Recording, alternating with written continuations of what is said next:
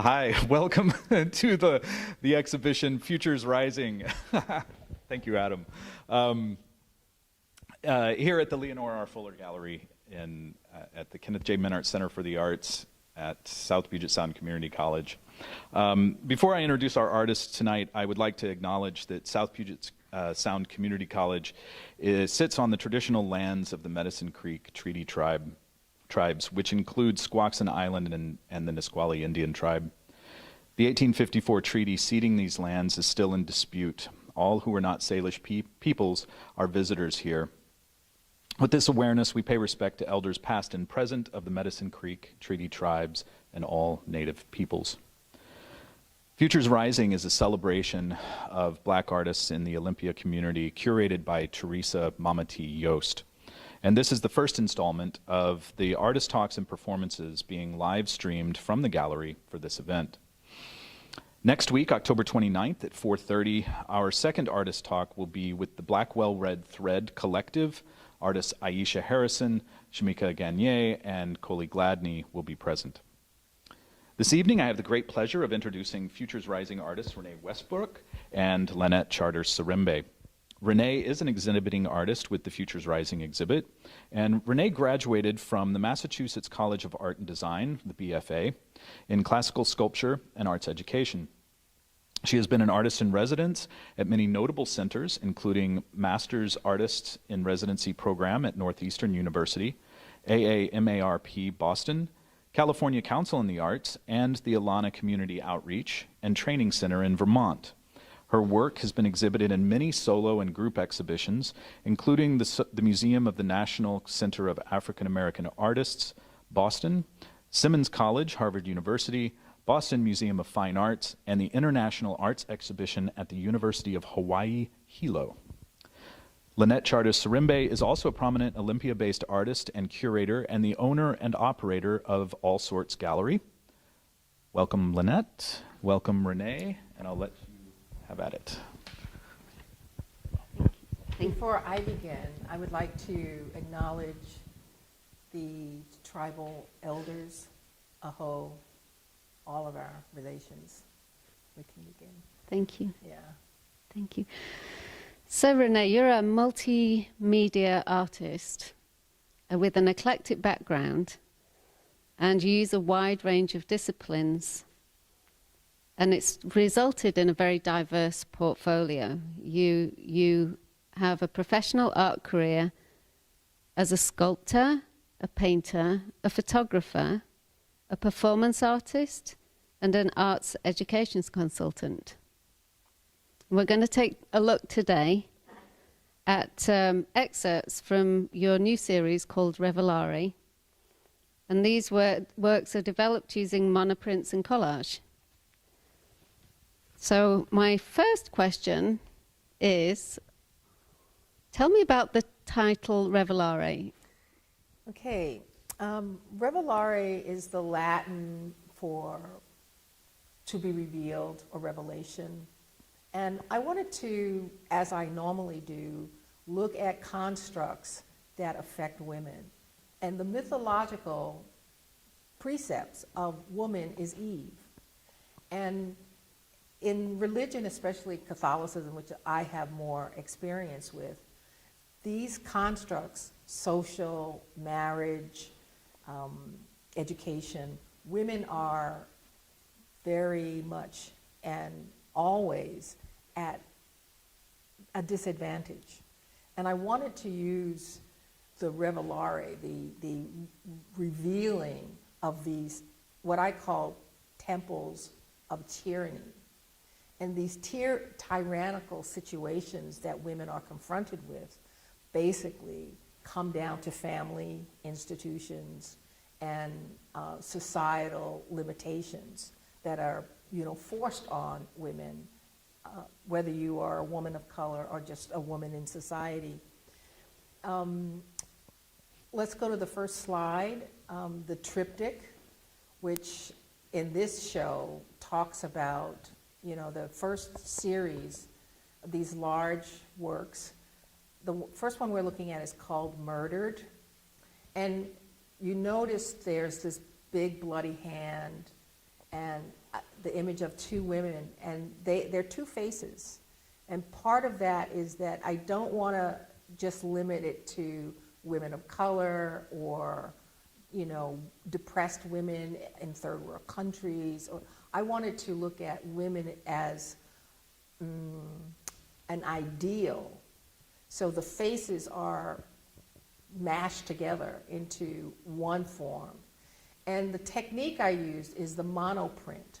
So the background is a monoprint which is taken on a large plate. And I create an image on that plate. And then I use the collage elements to flesh out the background. Now the writing on the background has, it's almost as if she is, this is a page out of her diary. Mm-hmm. But she's murdered, you know. How many women are murdered by their family members or their lovers? You know, the French has made a whole deal of, you know, passionate love murders. You know, the love of the passion that comes from these murders. That, you know, they understand. It's like they have more understanding in the male sense that, well, it was a crime of passion. Therefore, they kind of not excuse it, but they understand it because they understand this male need to be passionate about their possessions. And so women are consistently under duress. And the show Revelare looks at the whole sweep of these situations that women find themselves in. The next one in this triptych is called Rape. Again, you see the twin faces of the woman, and there is this circular target, but it's also the circle of life. I always use the flower because the women are fragile. The way they're seen as fragile, usually not very sustainable. You know, flowers are cyclical. They will come and go unless they're perennials. And so I use the flower, I use the bloody hand, again, the writing in the background over the monoprinting. In this one, you can see these two dark strips. It's like the stripping off of the flesh, you know, and the rape is completely consistent with the abuse that women undergo. And there's the face above the circular part. It's almost a grimace. It's like a man. It's like it has the human form, but I've turned the leg part into a grimace of a face so that there is that understanding that this is not a normal kind of experience. This is horrifying for women. And then the last in this trilogy is Stoned.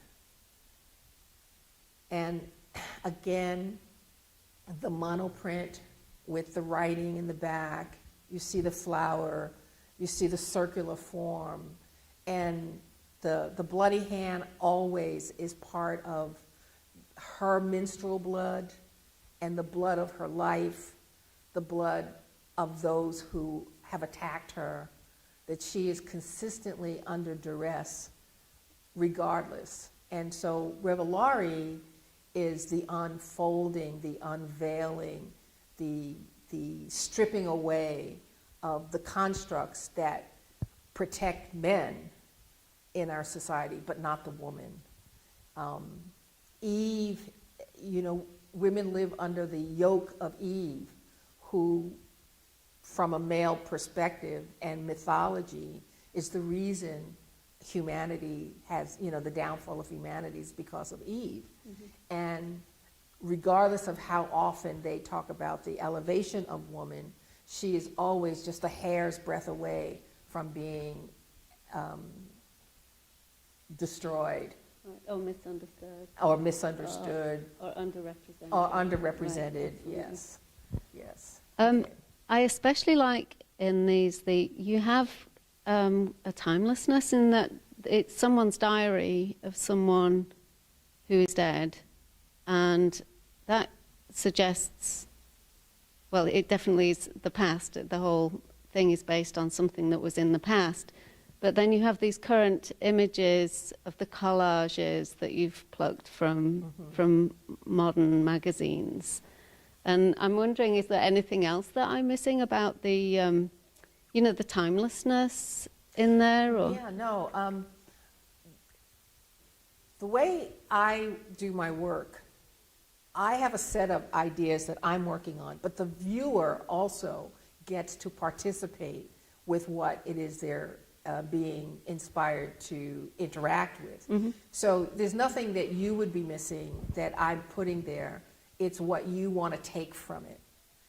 For me, there's tiny writings that you can't see at this point, but it says, to tell what has happened to you. Don't leave this as a secret. That these things are for you as a woman to no longer hide from. And that's the other part of Revelare, is that women now must reveal the things that they had in the past hidden. There are many, many young women today in colleges and in high school who are raped, and they never talk about those. There are women who will be murdered, especially at times where they have asked for help, and domestic violence is considered offhand. It used to be the police they gave women no cover whatsoever because she was the property of her husband, and he could do whatever he wanted, and therefore, she could easily lose her life. And the last one, stoned, the reason I put that in is because stoning still happen. There was a woman stoned last year just because she was married to someone that she didn't want to be married. She did get divorced. She was able to do that. But from her family's point of view, she was still doing something that dishonored them by having what they called an illicit affair with a man. And, the man, of course, wasn't stoned, but the woman, she was stoned. And there are cultures right now that continue,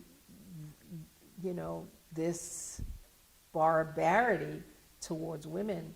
And my job as the artist is to first address head-on these issues that interest me as an artist and as a woman, but also to not give it, a false sense of, well, okay, so we made the image and that's all I need to do. I think we need to give voice, visual voice, and be bold about it, It's interesting that you tell the story in the form of a diary, which is usually a private story, and because in the history books, the story usually of the woman's point of view isn't usually told. Yes. So I found that very powerful as well. Yes, and the good thing about having the voice and using the voice is that women have never not had a voice.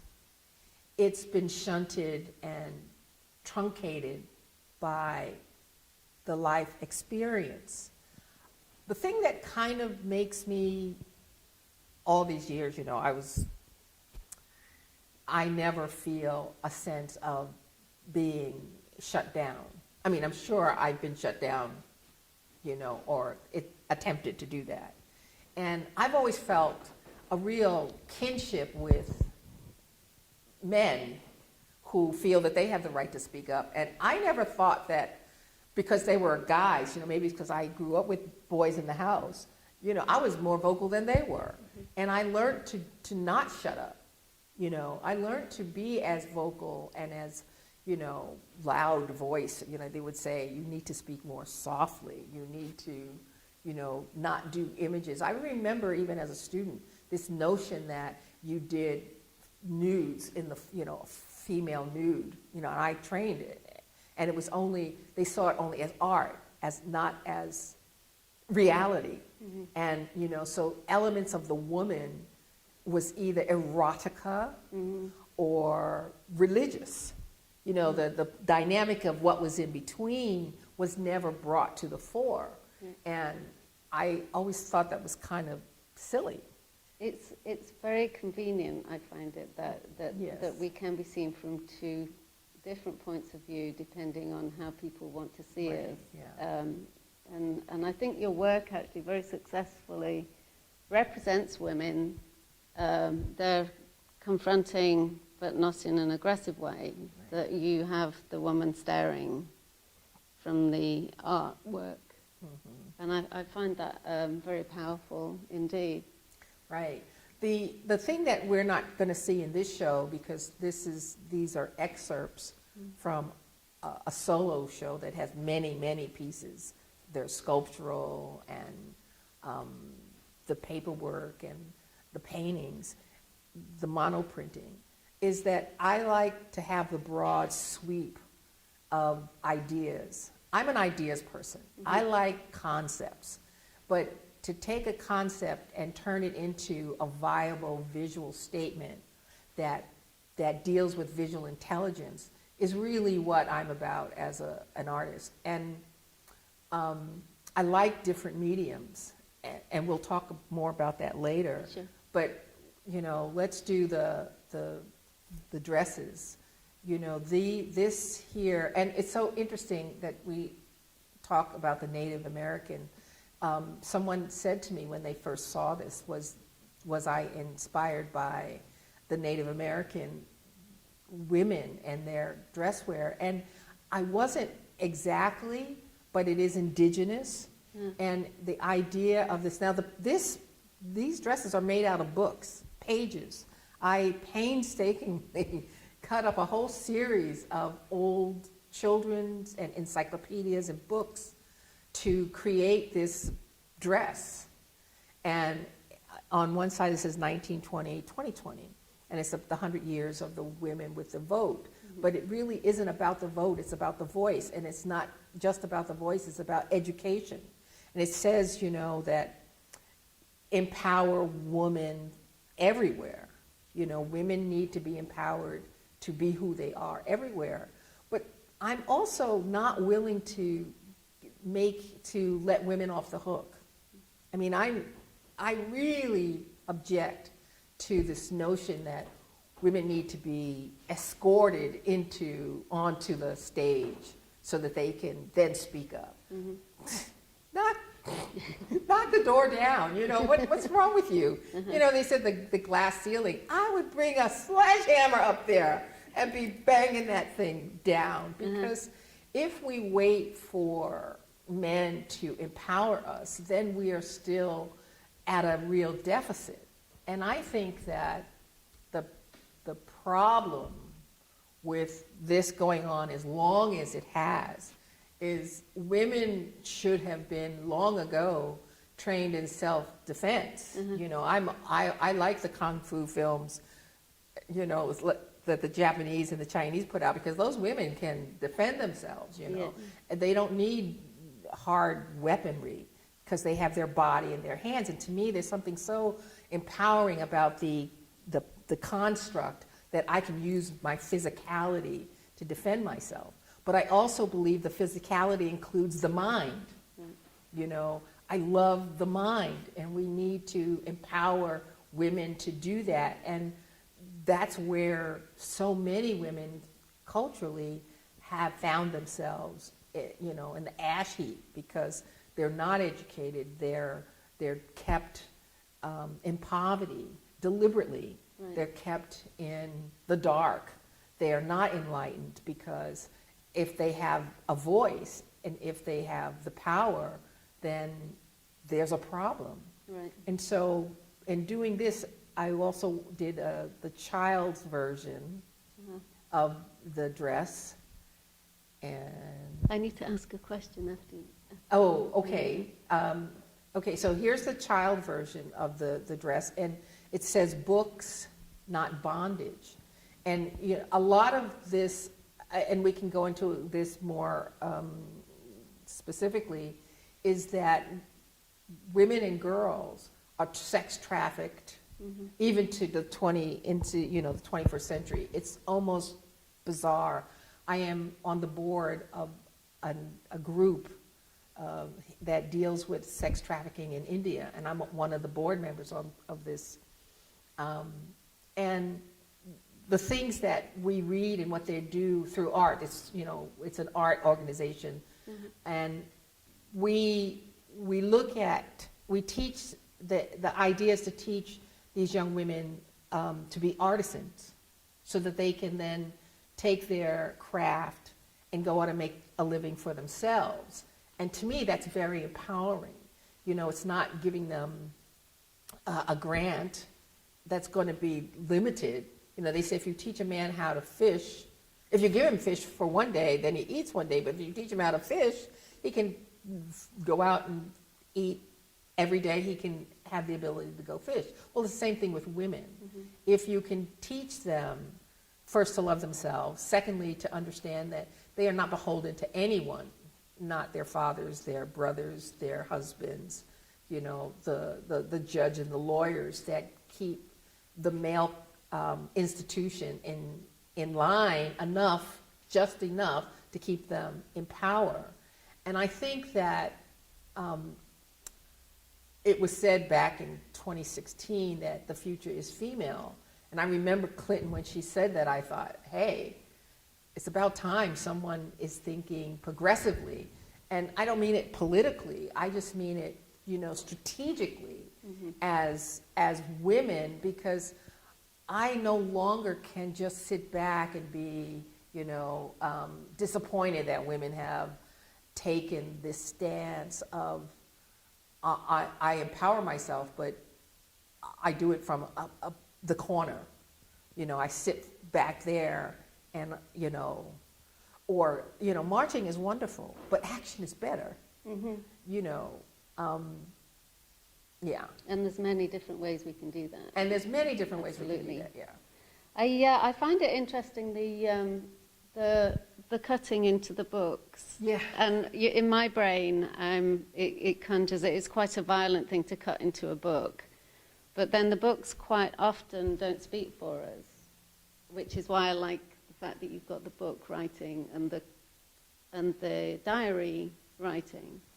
And I'm wondering if that's significant at all, or if it's Well, intentional. yes, I am a big book person, and I know I was saying, you're right, it's an anathema on one hand, and yet it was very liberating. Yeah.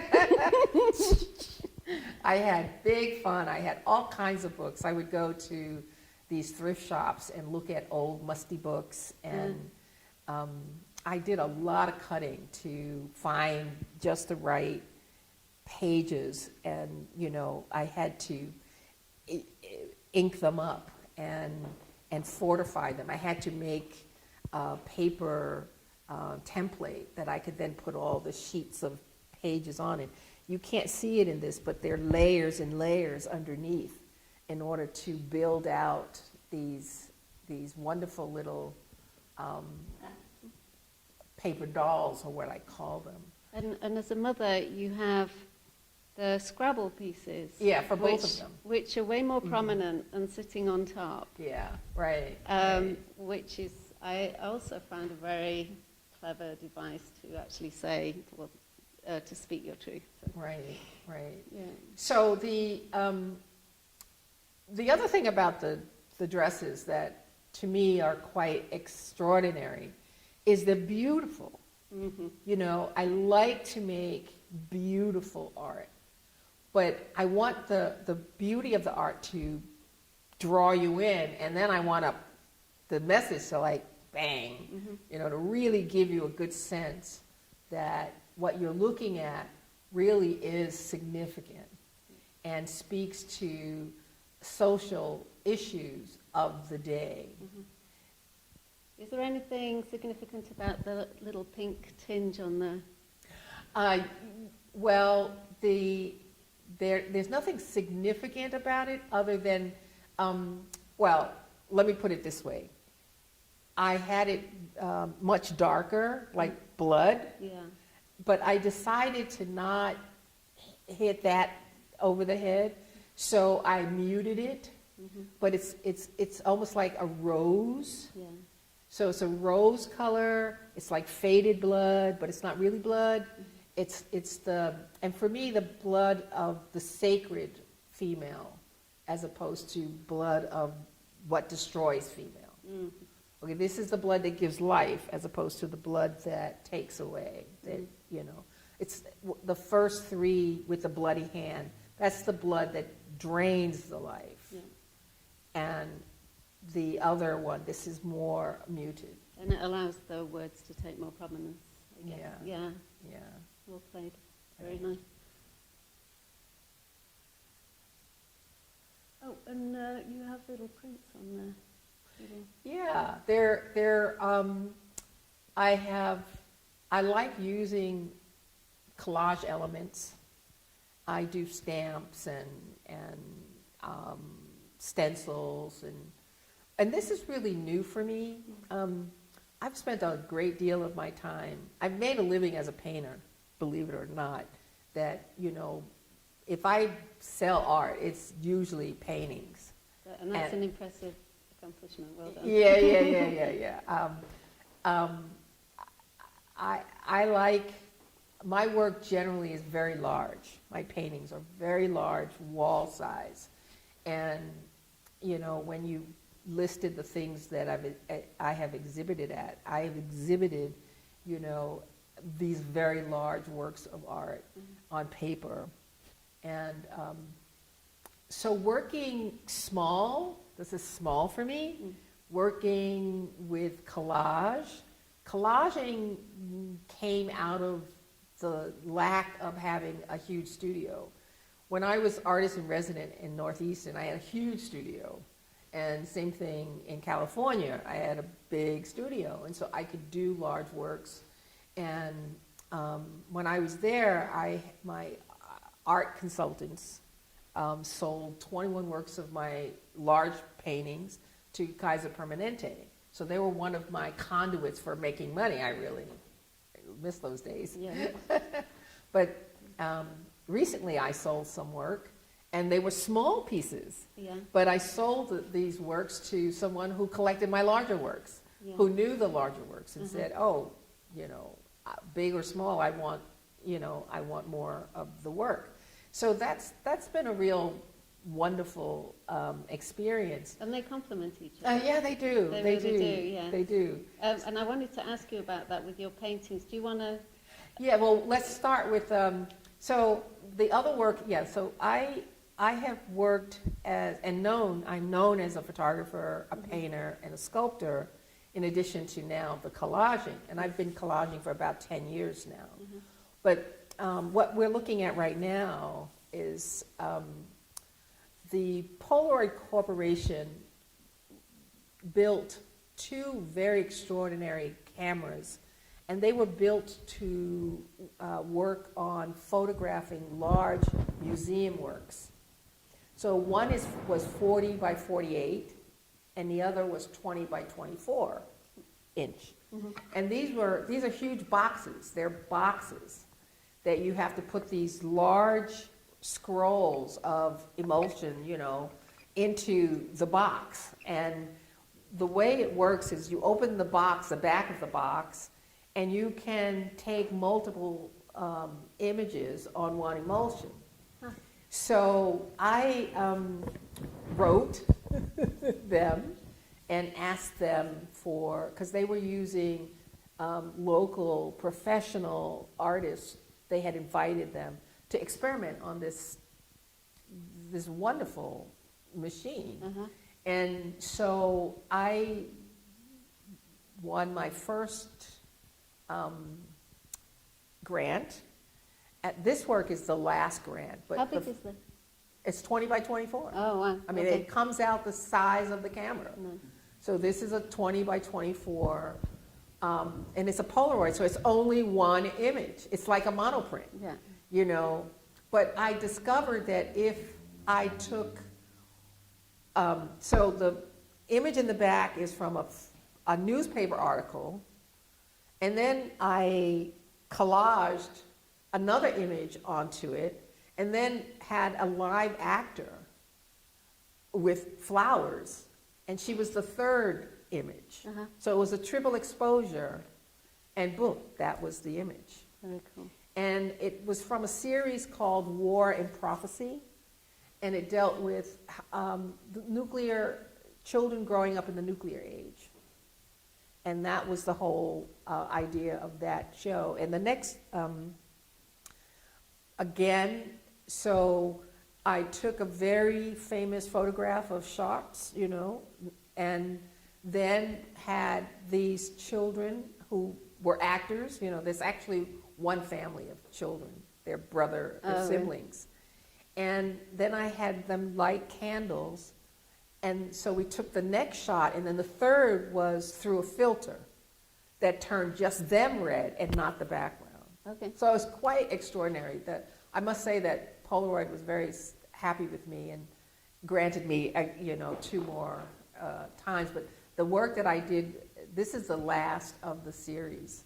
But I was able to do. What was the name of the series? War and Prophecy. Okay, that's right. Yeah, and it was reviewed. It was in Boston, and it got a big spread in the Sunday Boston Times, which was great. Very cool. You know, so yeah. And then the next one, so we want to talk about that. Anything you would like to ask me about that? Well, I was actually wondering about your paintings. Are you going to speak about that? Yeah, so what we're going to do is do the, right now we can talk about the photos. Okay. In terms of my photography, I like creating the multi-image, but I like to do it the old-fashioned way, you know, not cut and paste. That's why collage is so new to me, because people think that I've been doing a lot of collaging, but it's all photographic work, where I overlay, and you photograph one, and then you overlay, and you photograph it again, okay? So with the Polaroid, it makes it extraordinarily exciting, because you really don't know what's going to look like. For instance, I would take fire and put it in front of the camera, and you know, we would click the shutter, and then we'd have 2 and 3 layers of other works, and then you would see at the end, you would pull down the emulsion, cut it off, and then see what you got. Yeah. And it was like Christmas every day. Wow. Every day. Every time you worked on one thing, you would go, oh, this is so exciting. And they have a depth to them that's almost ethereal, isn't it? It's almost ghost-like in a way. No. That's the other good thing about it. That it would be if I used smoke, and I've done that. I've used all kinds of wonderful little extra things to make it more ethereal or mysterious and stuff like that. But it you know, it's like we're looking now at the children. I like the translucency. Yeah, and I mean, I used heliotrope, which is that magenta color. I've used I've taken cellophane that I put paint on and done it. I mean, you can do extraordinary things if you're willing to play. And me, I play all the time. It's just part of what I like to do. But I would say that this came out so successfully. Yeah. You know, the series was a knockout, and I was really very pleased with myself, I should say, with the work. Okay, now the next series is the sculpture. I was a Danforth finalist in sculpture in Boston, and I trained with 2 Italian sculptors, apprenticed, I should say, Di Beccari and Cassieri Studios, which were very prominent Boston sculptors, and they kind of kicked my little hiney. You know, I had to run out of there because they were very old school, and it was difficult work. And but I felt that they had a lot to offer, except I wasn't ready for them. So I went back, I went to Boston University, and I left Mass Art, which had a consortium of schools that you could go to. So I did a lot of work at the museum school, which is very well known for that, but Yeah. I needed some real rudimentary training. So I went back and I did the basic classical training at Boston University, where you used calipers and the plumb line, and the whole thing was the verisimilitude, which is the very likeness thereof. Mm-hmm. And so this image of Dr. Burridge is what he looks like. Yeah, I mean, that's impressive. yeah, that is Dr. Burridge. And he was very old and sick at that time, but his wife wanted an image of him, and so there you have it. And then the next one, and so that's clay, and this is cast wax. This was very difficult to pull off because if you know anything about the lost wax process, you had to use feeder gates and everything, and I complicated it with myself by having a hat. You know, all of that is made out of, you know, lots. You had to build up the armature and put the hat and the thing, and so she's a sharecropper. Uh-huh. And it was quite fun by the time I finally finished it, but I was, you know, done for because it was technically difficult to pull off. Right. Yeah, because you know, it has all those nooks and crannies, and the hat was, you know, a lot. Yeah. Yeah.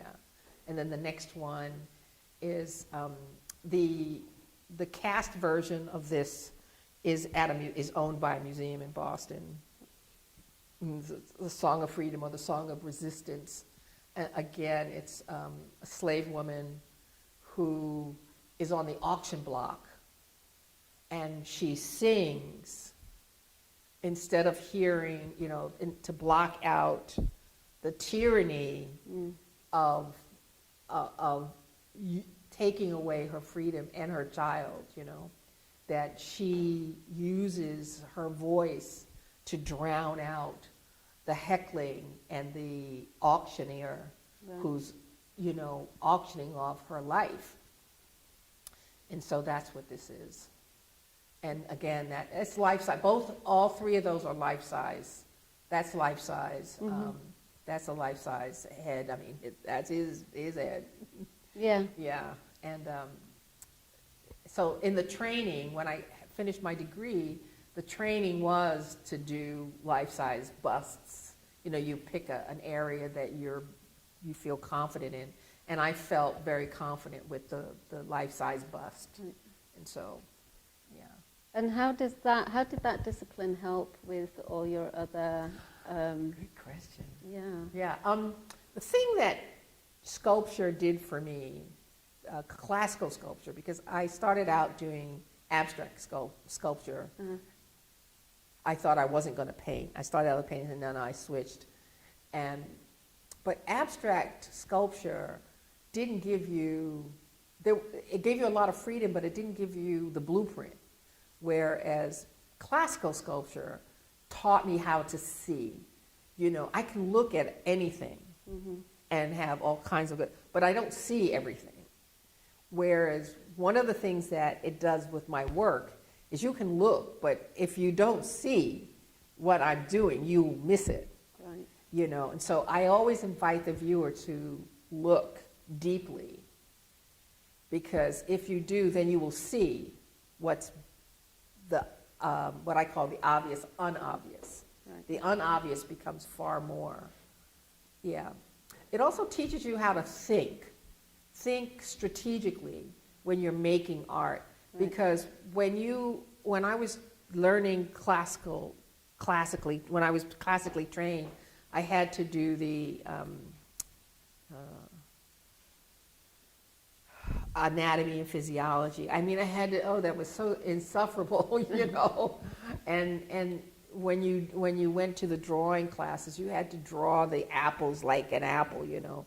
They had to pop off, you know.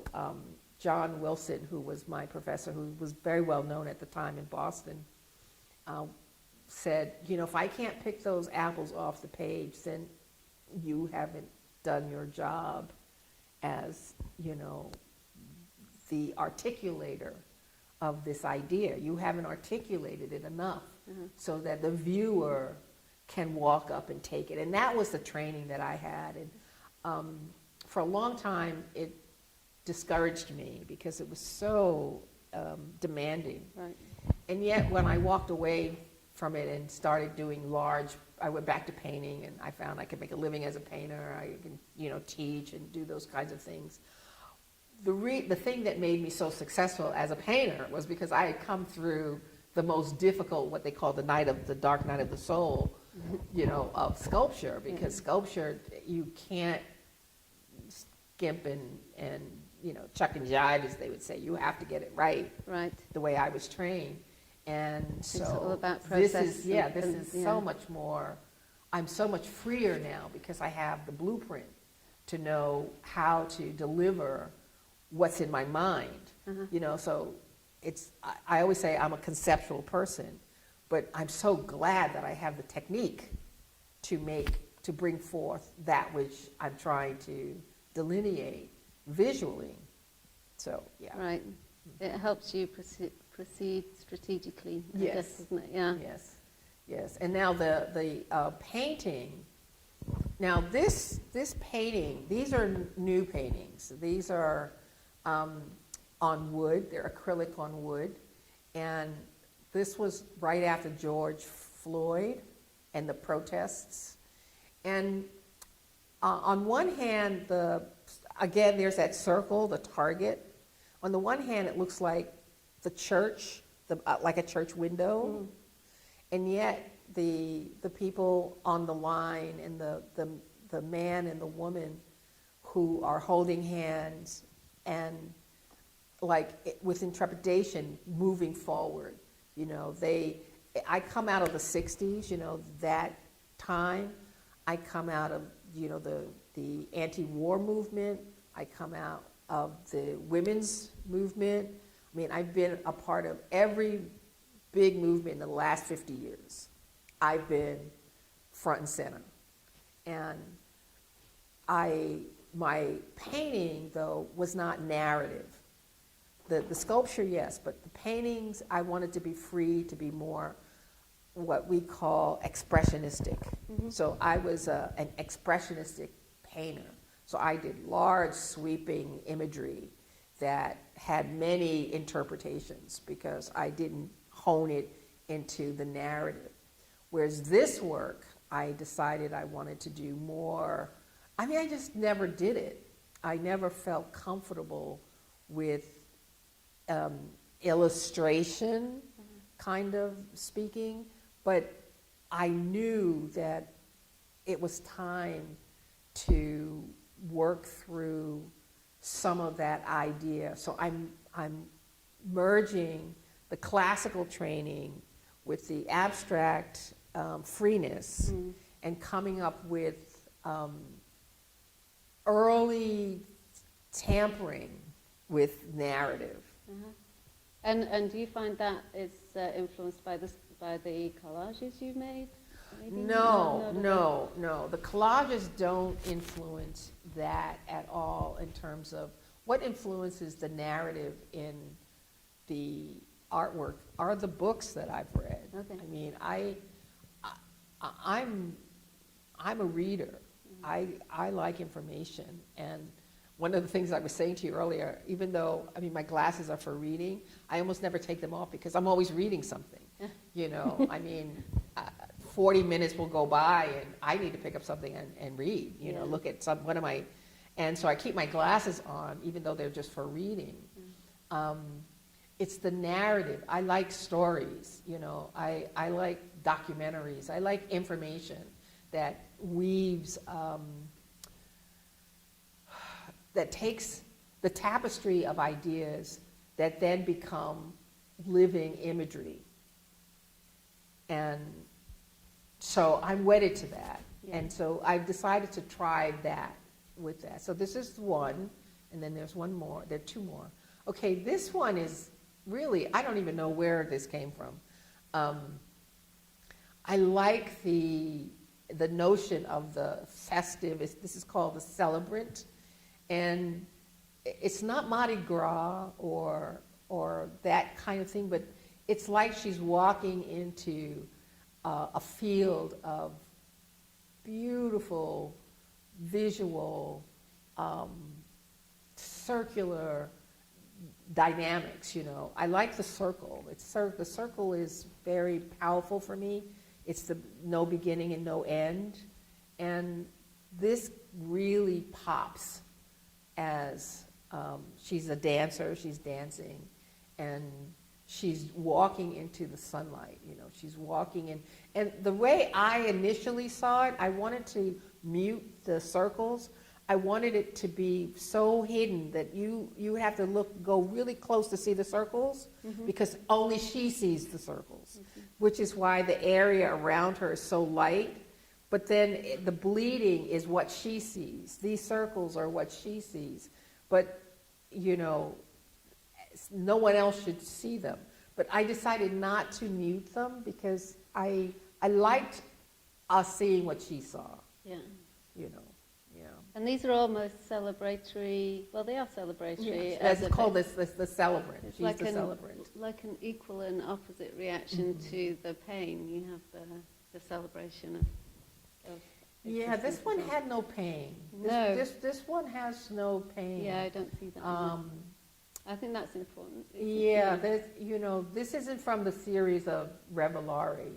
This is different. This is like the George Floyd, that the target, the one before, had certain elements, even though the circle was there, that causes it. This one was just pure dancing for the joy of it, moving into this light that was just the joy of it. And it's just quite lovely in my view.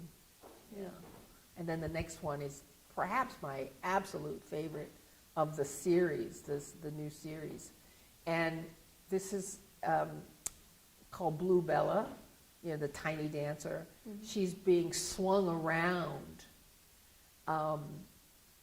and she has this beautiful peacock like crinoline dress on, and you see the partner's hand as if he's above her, you know, and she's being twirled around, and you see the little circles, and it's like there are several moons. She is from a series that you're familiar with, you know, Life on Mars. Yeah. The other two are not from. No, the celebrant is from Life on Mars. It's within that series. But Tell me about that title. Life on Mars. Yeah. Well, I can only tell you a little bit because I didn't really bring that series. All right. But you're familiar with Life on Mars, yeah. So she is one of the. If you look in the background, there are these moons. There are 1, 2, 3, 4, and then there are these Klieg lights. You know, the 6, 7, 8, and then there's this background that goes sort of into a perspective, and then she's out of nowhere being twirled as if she's being suspended from midair, and I like the ambiguity of that, and that she's upside down. You know, I like that she's this arch, this circular, again, this, if you were to follow it through, this circular part that she's, and yeah, so she's quite wonderful that way. Yeah. Blue Bella. Yeah. I have a few more questions. Okay, if please. So, who are you speaking to with your art, and which audience do you have in mind generally? I don't. You I don't? never have an Okay. audience in mind. I am my own audience. Okay. I'm the audience in mind. I create, again, I come out of these ideas. I read, I listen, I observe, I have great conversations with myself and others. And then when I know to congeal all of that into something, what we used to call plastic arts, you know, something tactile, something visual, something inviting, then I let loose. And the reason I work in series is because I like taking something from the beginning to the end. And that gives me the opportunity to work the idea. So I'm working the idea. And the audience for me isn't at all interesting. Mm-hmm. Meaning, it's not that I'm ignoring the audience, it's just I have to first do the work and then the audience will come. You know, they say if you build it, they will come. Mm-hmm. Well, if I create the series and do a really good job of what I want to disseminate, then I will have It will find its the own audience will miraculously show up. The audience will be found by the Right, author, yeah. right. So, I have, how does your cultural perspective best benefit the art world in a way that you'd like to highlight today? My cultural perspective? Yeah, As what? Cultural, you mean?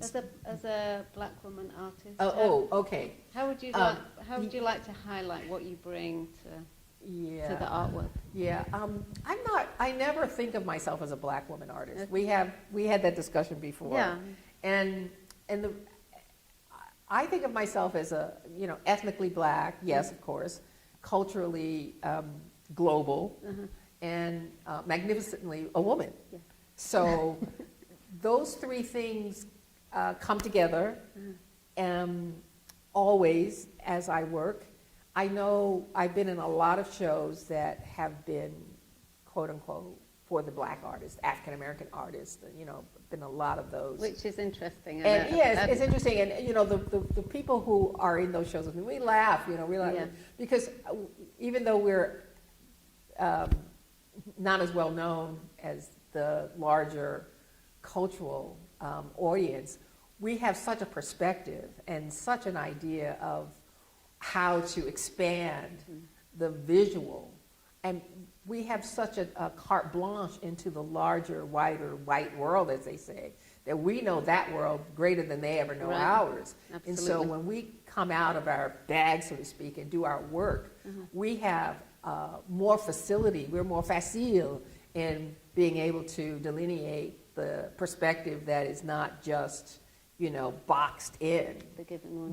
Yeah. So we, if you look around this hall, what's black art about that, or what's black art about that, or what's black art about that, and it really isn't. No. You see this show, the reason I love this show and that I'm a part of it, Futures Rising, is that we're rising in a way that is not, I used to say it's pedestrian.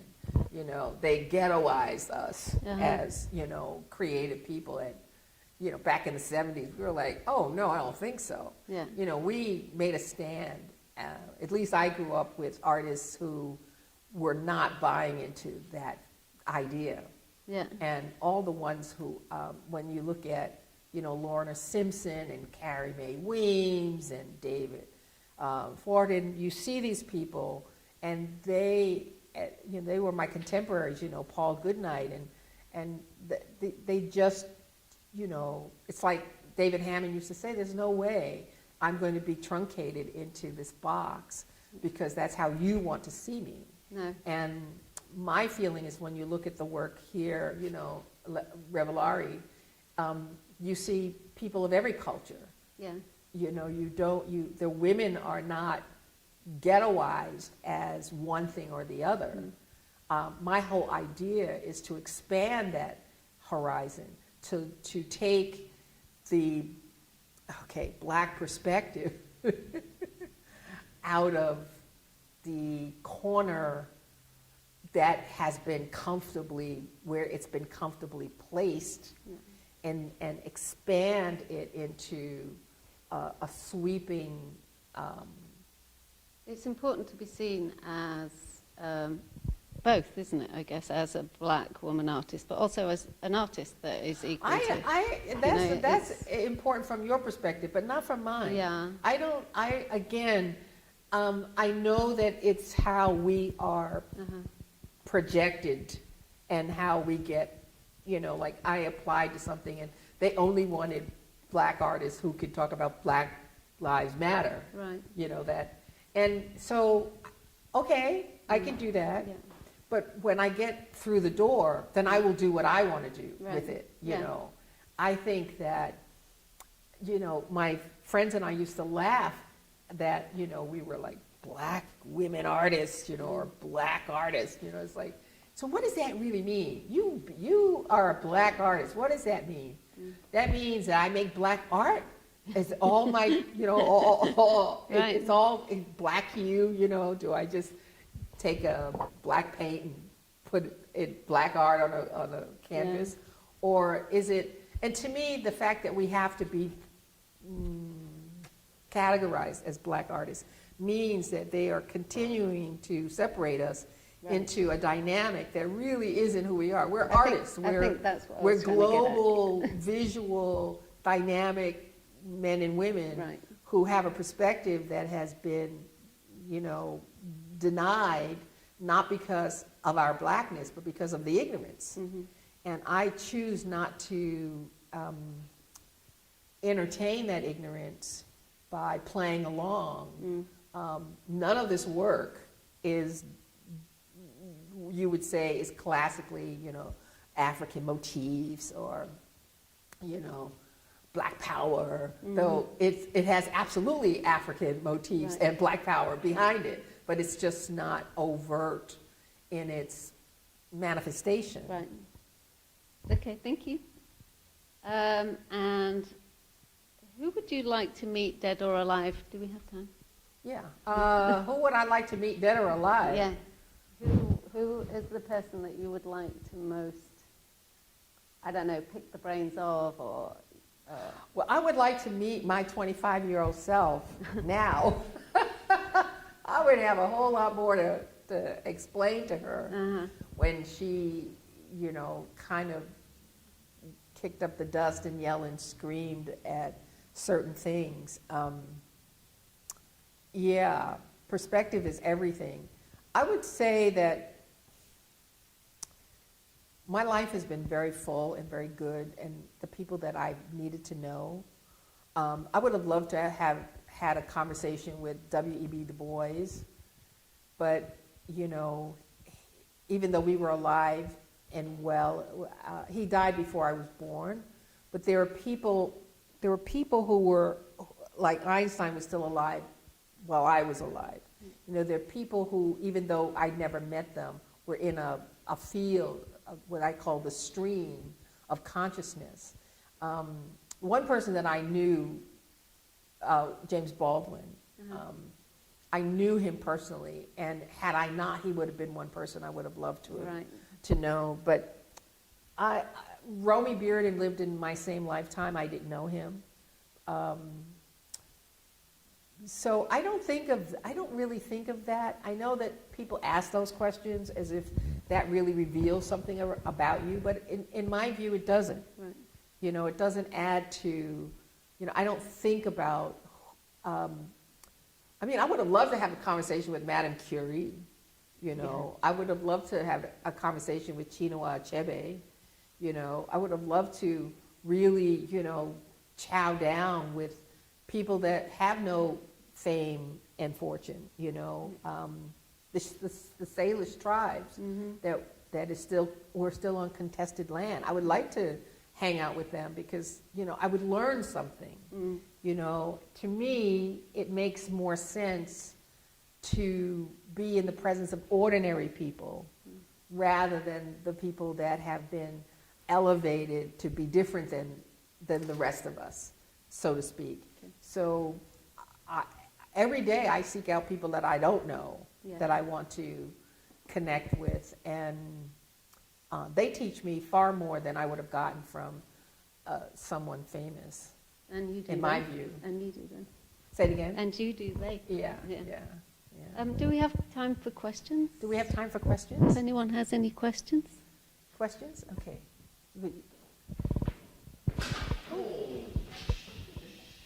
That's all right. It's just the camera. That's just It's just the light. If I turn around, then it'll look. Could you put another picture there so, so they, yeah. Do they, the question has to do with one of the pictures? The paintings, paintings? the two first paintings. Okay, which painting? The black crow in the first one, Oh, yeah. and then the crow in the next one is Target- turquoise. The Target painting?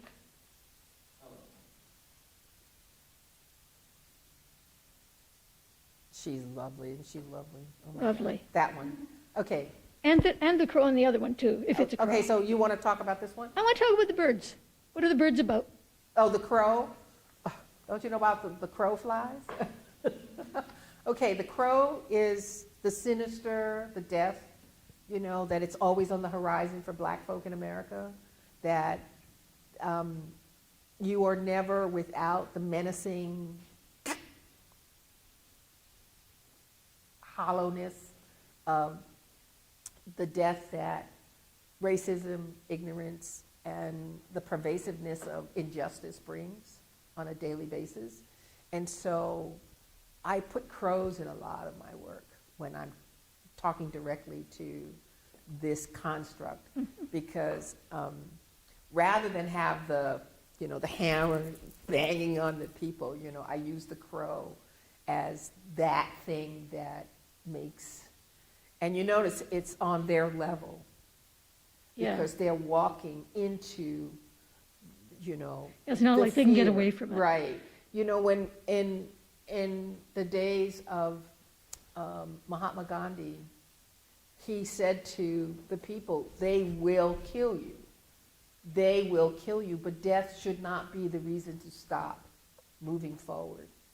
And to me, there's something so profound about that, so joyfully scary, and yet it gives you the power that even even in your taking my life, you can't stop what I represent. Death does not stop what I represent. And that's what this is. Death does not stop what I represent. We're going to move forward, come hell or high water.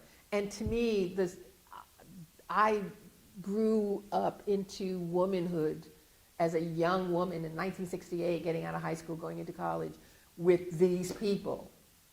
SNCC and the Black Panthers, each one teach one. I tell my students that all the time. They go, oh, Miss Rene, that is so beautiful. Yeah, that's a Black Panther thing. They're like, surprised. Each one teach one. And that's how I've lived my life. I'm so grateful that I grew up among, question authority, that you are that which you are. You are the one to praise. No one can give you more of who you are than you can give to who you are. And if you can't do that, then all else is lost, because no one will elevate who you are. You must do that for yourself. And that's what these people are doing. They're standing strong and standing firm in the face of death. And, my tribute to, okay, so Mahatma Gandhi would have been somebody I would have loved to have broken bread with, sit with, in his loincloth. And, because to me, he and Martin and others they had grit, heart, and soul. Just to be famous isn't enough for me. You have to be, a brick. And you, as an English woman, you would know that. When I lived in London, they would say, he's such a brick. And I was like, what is that? It's like, he's strong. These people, they're the brick. You have to be a brick to survive. And that's what James Baldwin said. If you live in America and if you're not angry 24/7, there's something wrong with you. So, yeah. Did that? Okay. Anyone else? Did you want to go to the other page? Yes. Okay. Which one did you The want to go the turquoise crow in the next one. to? This one here? Yes, see Oh. the bird in there in the same place on the same level. Yeah, but you notice it's not a crow. It's not a crow. Right. And what it is it's the inverse. It's the I was thinking that. life form as opposed to the It death seems like form. that. It seems like Yeah. that. Looking at those two paintings, Yeah. seems like they interact. Right. So this is the light. The one was the dark side of the light chasers, And this is the arrival of that place of joy and light. And you notice she's dancing into the light, you know, she's gone through the veil, and it's not death, but it's eternal life of no fear. But the bird is looking the other way. Yeah, because the bird knows. The bird knows. And again, like I said, I wanted to mute, like take that yellow and mute it so that you saw those, but they would be far less vibrant. Yeah. And I decided, no, let the viewer see what she sees. Now, if I didn't tell you that, you may not know that that's what it is. But that's okay too, because for me, I always know the secrets of my work. Exactly. Sometimes I'll share them, and sometimes it's not for me to delineate. I know what it is, and if you would, now if someone says, can you explain that to me? Then I'm more than happy to give you the kernels. Yeah. Okay. Any more about that? I have another question. Okay, Unless, yes, no, please. this is kind of a technical question. Okay. Kind of a technical question. Mm-hmm. Yes. There. The dresses, Yes. how come they're lying flat? Because they're wall hangings. I know, but I mean, technically, how did you make them not curl up? Oh, I press them. Oh, with an No, iron? just like, With an iron? I make books and stuff, so I press them. Oh, Yeah. but is there like a little hunk of wood there that they're hanging off so that, Yeah, they're on wooden dowels. good, Yeah. good to know. Yeah, well, I just was again- curious about that. That's No, not no, bad. no. Again, I had a long conversation with Lucy today, and we're people, women who work with our hands, and the engineering is almost as important. Exactly. Yeah, because, when I was talking about how I used to cast sand and carve it, and the technique of that took forever to figure that out. Yes. And she asked me if I would, if I was going to show it today, and I said, no, not today, but, how we create a work of art is one thing, but engineering it to actually be successfully rendered is another. I mean, these women who put this together, to me, and the piece behind you, it's just remarkable engineering to pull this off. I find it fascinating and illuminating as to how we take a two-dimensional idea and plump it up with technology that only a good engineer, in terms of how we structure it, will bring it to fruition. So, yeah, and that's what sculpture taught me. Sculpture taught me to think strategically. You have to be able to know how to bring it to fruition strategically. Yeah. Questions? I'd like to ask about the bronzes. I'd like to ask about the bronzes that you did before. Oh, they were actually not bronze, they were cast. They were cast, but I couldn't afford bronze, so I cast in concrete and wax. And patina, you can put a patina on concrete. Okay. Yeah, and so I had to find ways, again, engineering. I had to find ways, because to cast a full, this would cost $5,000 back in the 80s, which, and unless someone commissioned me to do that, they would then pick up the fee for that. So But what material is that? That's in This concrete? is cast wax. That's cast wax. Yeah. Okay. Is there anything that you cast that would have been able to be displayed outside for some period of time? Concrete. Concrete? Yeah. And were any of your works put outside? Yeah. Yeah. And where were they? One is at the Page Academy in Boston, Mm-hmm. and that work was, I have another copy of it, a wax copy of it, and I have a concrete copy with a patina on it. And that's, yeah, so that would last. And the next one, this one was cast in stone, in concrete stone. Oh, okay. But this is the wax version. So what you would do, so you would need a mother mold. You'd have to so I make it in clay. Mm-hmm. And then the lost wax process is very long and tedious, trust me. So I would make a mother mold of this and cast it in wax. Mm-hmm. And then this would then go into the kiln. You make another mold over that, and the imprintation of this is done in the kiln. So that is, the wax is melted away, and what's left is the negative of that. Shell. And then what you do is you take your crucible at 1600 degrees Fahrenheit, and you have that mold turned upside down.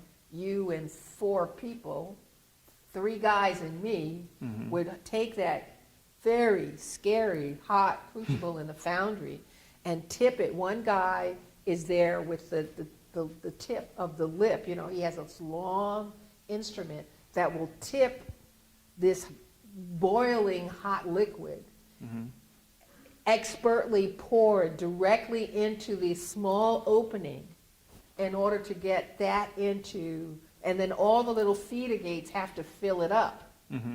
And then once that's done, you put it in a cradle and let that set, you know.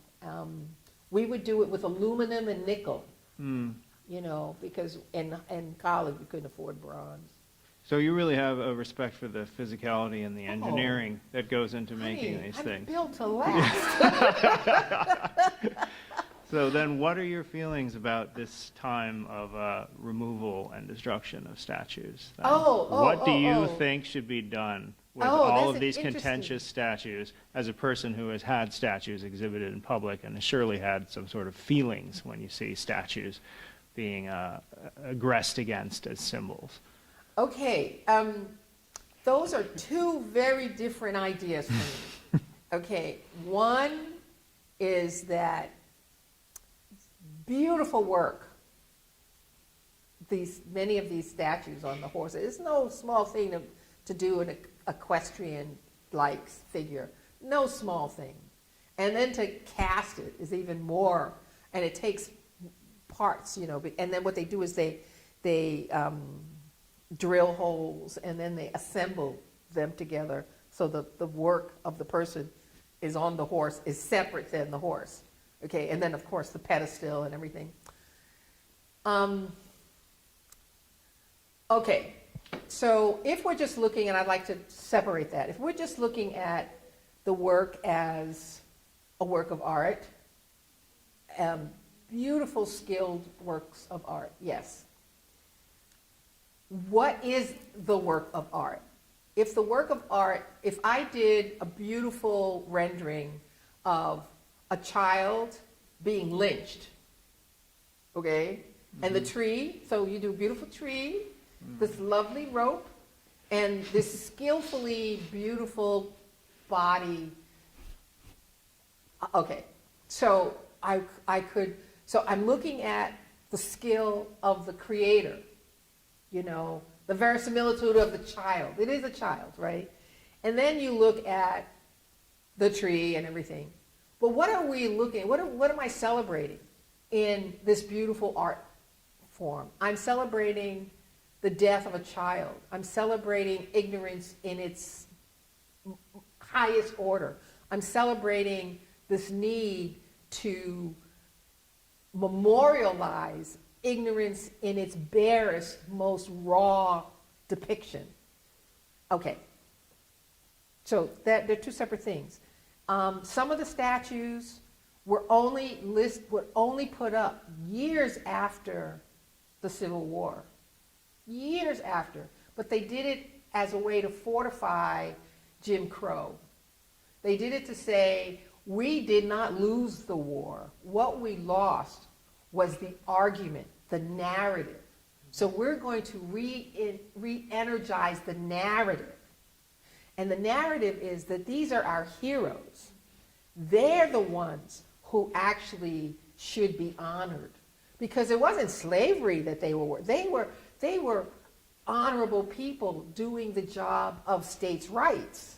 So they have completely ignored the truth of it, and they codified it socially by creating memorials to these people.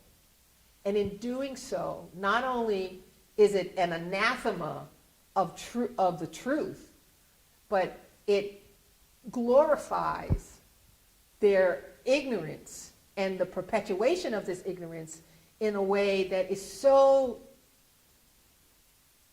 irritating to any person of any mind who could say, this is ridiculous. First of all, they're traitors to the very country that they say they love. How do you have one flag, the American flag, and the Confederate flag, and the same? It's ridiculous. I mean, that we let that continue to go on is ridiculous to me. These are traitors. These are not people who you want to elevate. You want to say, oh, you know what? You were doing wrong then, and it's wrong to continue this. Let's just get real with what this is.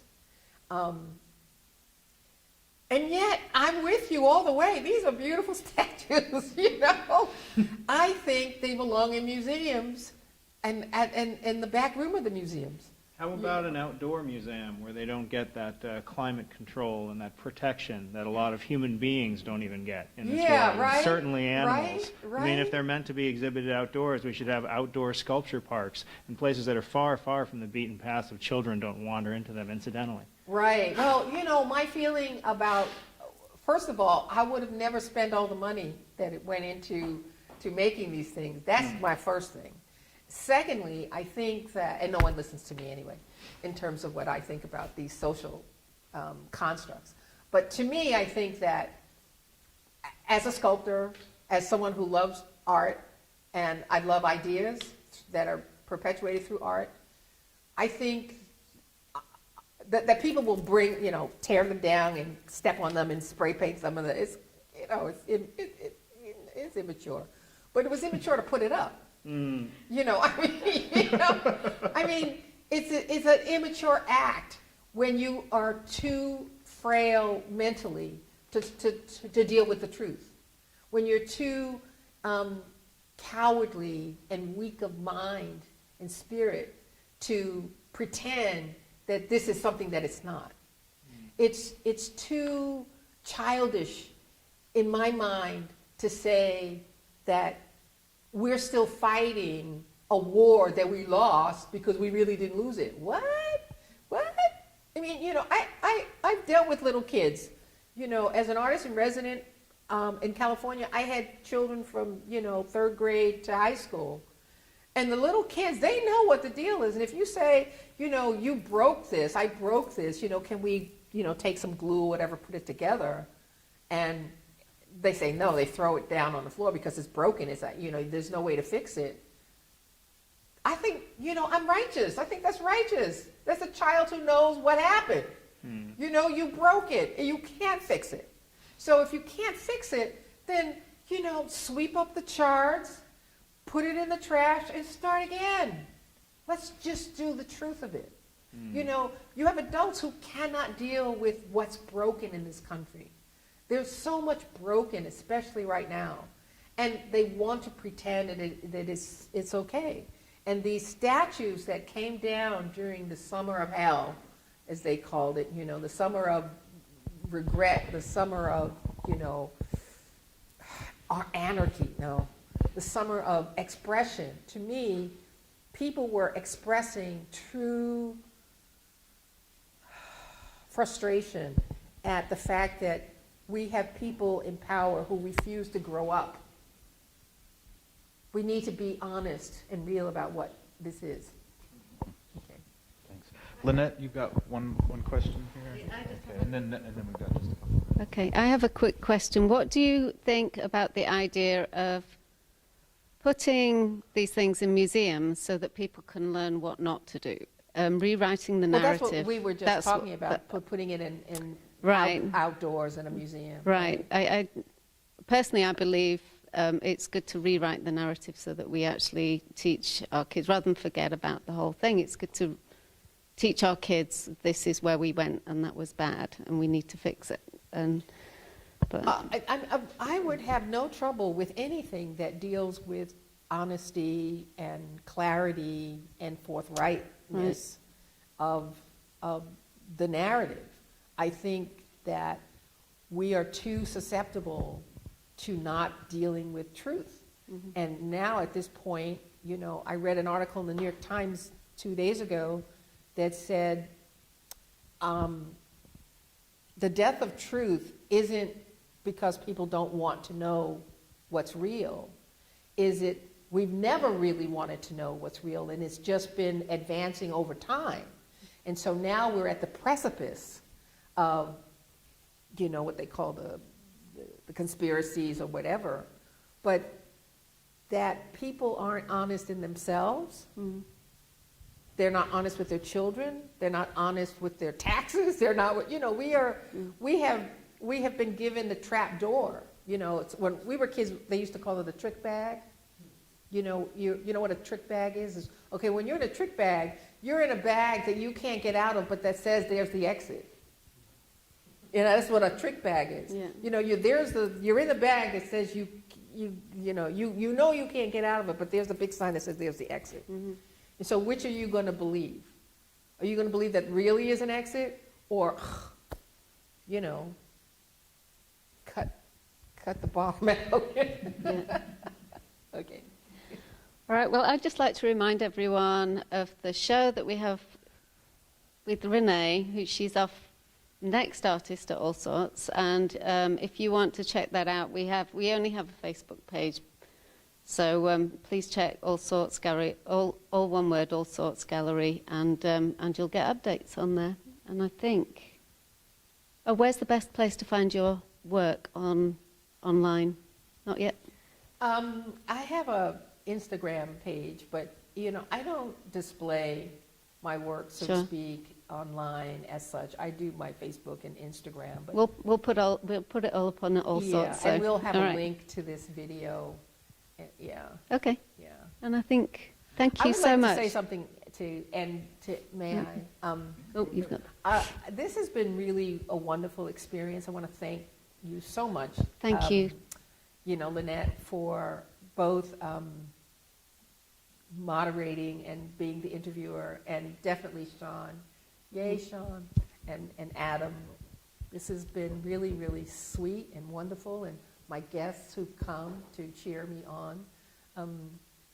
Usually I'm as a director and producer, I'm usually not on camera. I like to be behind the scenes because, you know, I like directing. I like calling the shots. And so this has been really fun, and the show is a knockout. It really it's a is. really Yeah. good show. Really great show. I've been in a lot of shows, a lot of black shows too.